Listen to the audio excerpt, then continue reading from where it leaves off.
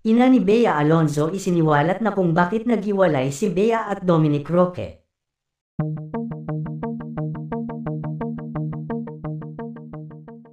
Hot topic pa din online ang chikang tinapos na umano ng engaged couple na sina Bea Alonzo at Dominic Roque ang kanilang relasyon. Sa vlog nga ng talent manager at content creator na si OG Diaz, sinabi nitong may source siya na nagsabing hiwalay na nga sina Bea at Dominic.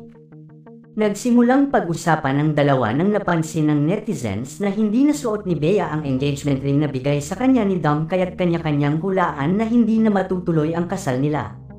Ilang okasyon ang dinaluhan ng aktres na hindi niya suot ang singsing, bukod pa na wala silang post na magkasama sa kani-kanilang social media account.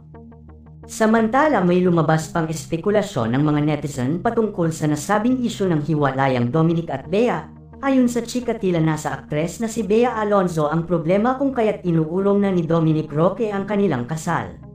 Marahil umano na pagtanto ng aktres na hindi si Dominic ang lalaking talagang gusto niyang pakasalan.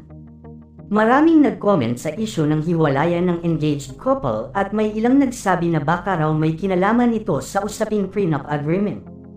Maraming espekulasyon ng mga netizens tungkol sa umano'y breakup ng celebrity couple, kabilang na riyan ang issue about prenuptial agreement.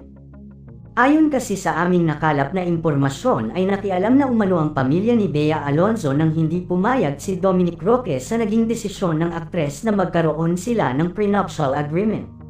Maging ang ina ni Bea Alonzo umano ay sang-ayon sa naging desisyon ni Bea patungkol sa nasabing prenuptial agreement na ito. Ito din marahil ang naging ugat talaga ng hindi pagkakaintindihan ng magkabilang kampo ni Bea at Dominic kung kaya't humantong sila sa desisyon na tuluyan na silang maghiwalay.